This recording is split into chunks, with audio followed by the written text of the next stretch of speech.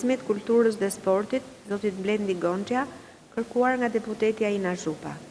Pyetjet drejtuar ministrit janë lidhur me një vendim të Këshillit Ministrave për ndërtimin e një muzeu arkeologjik në një kat parkimi nën-toksor. Fillojmë duke respektuar minutazhin e përcaktuar në nenin 95 rregullores. Zonja Zhupa, keni drejtën për të parashtruar pyetjet 2 minuta.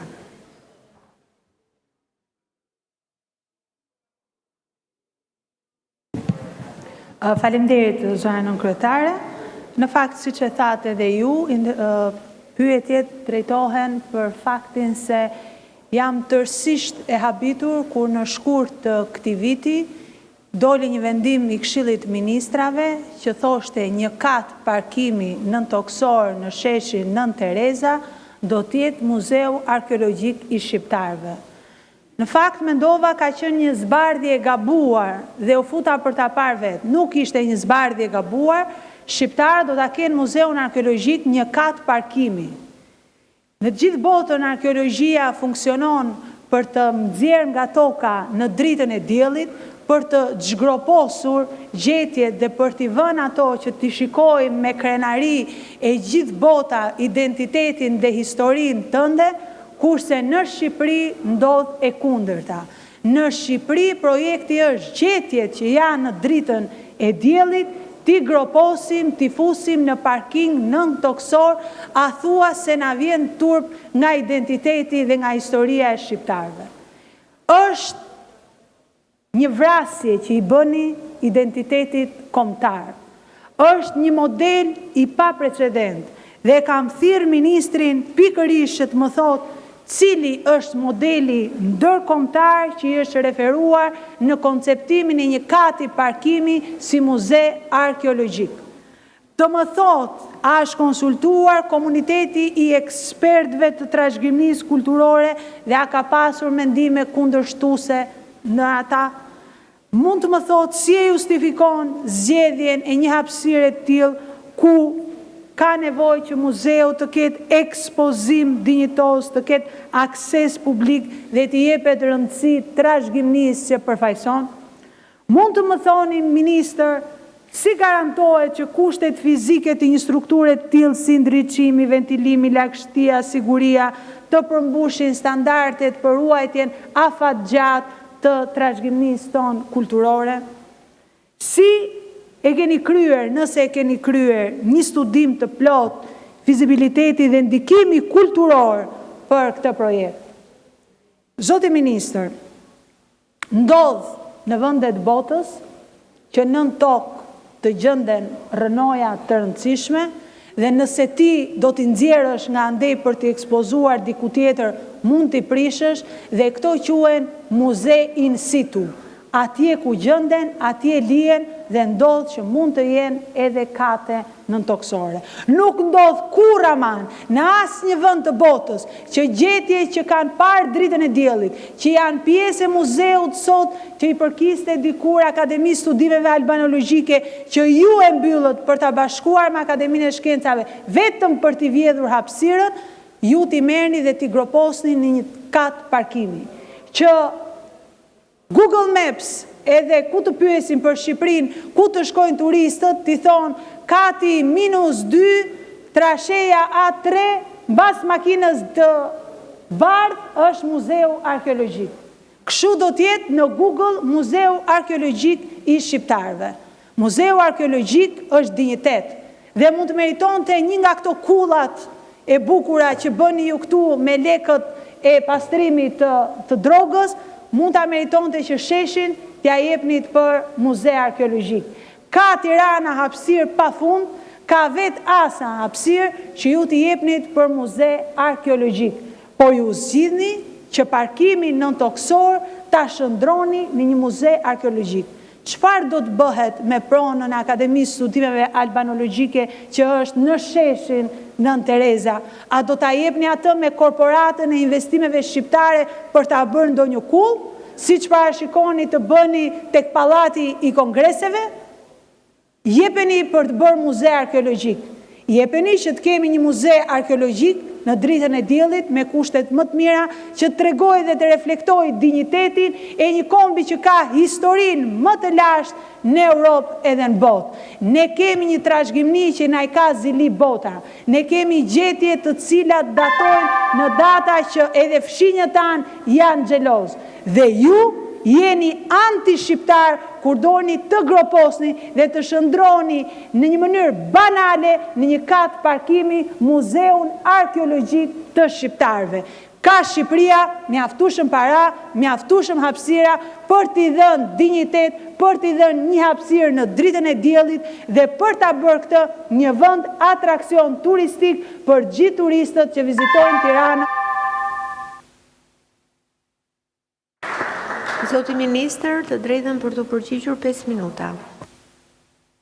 Besoj më përgjigjem nga vendi apo? Po. Okej. Zoti Ministër, vazhdoni.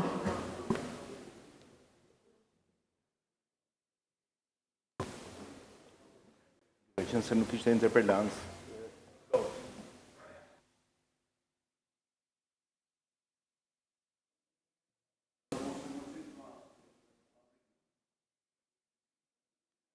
Ju lutem mos ndërhyjmë nga vendi, ju lutem koleg. Ju lutem koleg mos ndërhyjmë nga vendi. Në vijim të kërkesës administruar në Ministrinë e Turizmit, Kulturës dhe Sportit, më duket se nga respekti për t'u quar kaluam në mungesë respekti për atë që po flet. Tani, në zbatim të VKM-s që citoj parafolësia që është ajo numër 111 e datën 27/2/2026 në kuadër përgjegjësive të saj, MTKS që është Ministria e Turizmit, Kulturës dhe Sportit, i është referuar praktikave ndërkombëtare që integrojnë funksione muzeale në hapësira edhe nëntoksore apo në ato infrastruktura urbane që janë të ngjashme, si për shembull, dhe këtu po flas shpejt sepse koha është më e shkurtër në këtë lloj pyetje përgjigje, si për shembull në Rom, ku kemi një si për shembull në Rom, në Krakov, në Luvër e tjerë, të cilat evidentohen se sigurojnë ruajtje të përshtatshme të objekteve dhe përvojat integruara për publikun.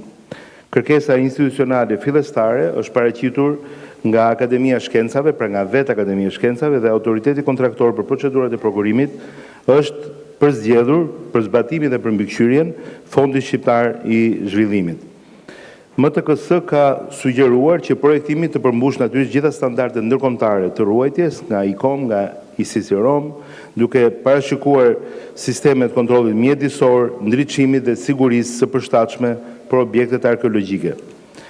MTKS në rolin e saj koordinues ka marrë shqyrtim kërkesën e Akademisë Shkencave për përmirësimin e kushteve të ruajtjes dhe ekspozimit të këtij fondi që ata posedojnë, por edhe të gjetjeve tjera që mund t'i bashkohen, duke mbështetur në nivel parimor në fillim nevojën për krijimin e një hapësire të tillë të dedikuar muzeale. Vlerësimet e detajuara pastaj të fizibilitetit, shqyrtimi alternativave që do të trajtohen në faza përkatëse të zhvilluara, do të jenë subjekt dhe jurisdiksion i Fondit Shqiptar Zhvillimit si autoritet kontraktor. MTKS vlerëson se integrimi i hapësirave muzeale nëntoksore është i pranueshëm nëse garantohen standardet e ekspozimit, aksesit dhe interpretimit për publikun në përputhje me praktikat bashkohore muzeale. Zgjidhjet konkrete më pas përcaktohen gjatë fazës projektimit. Afërsia në këtë rast me parkime, stacione, metro, terminale, sheshe publike, zona me akses të lartë vizitorësh, turistësh, përjedhoj, është madje faktor që ndihmon në fizibilitetin e tilla investimeve. MTKS thekson se trajtimi i trashëgimisë kulturore mbetet prioritar dhe në përputhje me standardet muzeale, duke kërkuar që funksioni muzeal të garantohet si komponent i pavarur dhe dominues i çdo zgjidhje e projektimi. Dhe jo vetëm që nuk ka banalizim duke referuar një prej pyetjeve, po ka më shumë gjenerim turizmi kulturor dhe promovim të vlerave tona identitare. Projekti gjithsesi është në fazë paraprake. Në këtë fazë nuk është zhvilluar ende një proces i formalizuar konsultimi publik, parashikohet që gjatë fazës projektimit të përfshihen institucionet specializuara dhe ekspertë të fushës në përputhje me procedurat ligjore përkatëse. Pra është dhënë një detyrë projektimi, nuk është një projektim në fazë as të themi avancuar dhe as përfundimtare. Unë ju falenderoj, kam këtu disa ilustrime, mbetem dispozicion, natyrisht që mund të jetë një temë që mund ta diskutojmë dhe në vijim, edhe duke ndarë informacionin, besoj që dhe shpejtësia me cilën ndash informacionin tregon që është gatishmëri e plot, për t'ju treguar juve, edhe pse mund mos jeni dakord, por publikut, shembull nga një muze arkeologjik në një prej stacioneve të metros të Romës, afër Koloseumit, ku është muze i plot në shumë prej aspekteve që ka, është një itinerar muze, megjithatë publiku le të na gjykojë edhe në Krakov, muzeu nëntoksor poshtë sheshit kryesor të Krakovit, i cili i jep një eksperiencë shumë të bukur atyre që janë këmbësor lart dhe vizitor të muzeut poshtë. Për tema specifike se a janë gjetur, ku janë gjetur, cilat epokave i përkasin e tjerë, natyrisht që kjo mund të jetë subjekt pastaj i një diskutimi më të specializuar mes ekspertësh dhe të hapur për publikun dhe për dëgjesat që ju e dini ne i respektojmë deri në fund. Nuk ka kaluar asnjë etapë të miratimit të specializuar të këshillave, të muzeve apo të këshillit kombëtar të trashëgimisë kulturore materiale. Faleminderit, zonja Zhupa, keni në dispozicion dhe 3 minuta kohë. Zoti Gonxhe, shembujt që morët ju, i mora unë, sepse ato quhen muze in situ.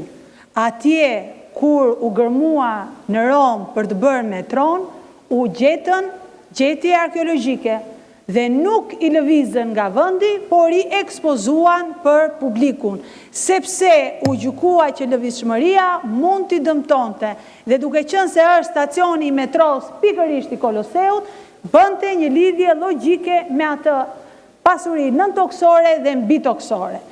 Tani, në Tiranë nuk është gërmuar ndonjë parkim dhe kanë dalë gjetje dhe po i lën atje. Në Tiranë, gjetjet janë marrë nga gjithë Shqipëria. Janë pjesë e muzeut që kishte Akademia e Studimeve Albanologjike. Ndodhen aktualisht në sheshin Nën Tereza. Një pjesë është ekspozuar dhe pjesa tjetër nuk është ekspozuar për mungesë hapësire. Tua të thuash të vërtetat këtu. Nëse je ministër i kulturës, siç je, duhet kesh për zemër kulturën mbi të gjithë elementet e tjera dhe duhet kërkosh dinjitet për muzeun arkeologjik të shtetit shqiptar. Nuk mund ta justifikosh me gjetjet as në Krakov, as në Rom. Pastaj, kur vjen këtu dhe thua, ma ka thënë Skënder Gjinushi, aty unë pastaj nuk ka më asnjë argument se të mbrohesh që Skënder Gjinushi, që e keni vënë atje pikërisht për ta keq përdorur, që është atje i palishëm dhe pikërisht për t'i vjedhur pronën asës, këtu është fundi i argumentit logjik. Ju keni ardhur sepse keni një VKM, dhe VKM-ja e thotë qartësisht që do t'jetë kat parkimi. Dhe kush do ta ndërtojë? Fondi Shqiptar i Vjedhjeve. Pra Fondi Shqiptar i Zhvillimit, njihet tashmë publikisht si Fondi Shqiptar i Vjedhjeve, se s'ka ndodhur kurrë që të bëjë një projekt i cili mos ketë rezultuar më pas me mbi kosto, me kosto të vjedhura, me abuzime, me padi, juve do t'i jepni Muzeun Arkeologjik Shqiptar. Zoti Ministër, do t'ju ftoj në këto pak sekonda të merrni një nga hapësirat më të rëndësishme të Tiranës, një nga hapësirat publike të Tiranës, qoftë në hapësirat që po hapni atje tek Ish-Garda e Republikës dhe ta vini për Muzeun Arkeologjik të Shqiptarëve. Nuk i jepni vlerë të shtuar turizmit duke e kthyer në një kat parkimi. I jepni vlerë të shtuar identitetit, historisë, krenarisë së popullit shqiptar duke i dhënë dinjitet Muzeut Arkeologjik të Shqiptarëve. Ata arkeologë të shkëlqyer që kanë dhënë jetën për t'i zhgroposur dhe për t'i nxjerrë në dritën e diellit, ju nuk mund t'ia përdosni punën duke i groposur përsëri në një kat parkimi pa dinjitet dhe duke lënë Shqipërinë si i vetmi vend që sajon parkime me muze apo muze me parkim. Shumë faleminderit. Këtu përfundon dhe seanca e pyetjeve. Përpara se të fillojmë me pikën e 6 të rendit të ditës, që bën fjalë për aktin normativ numër 1,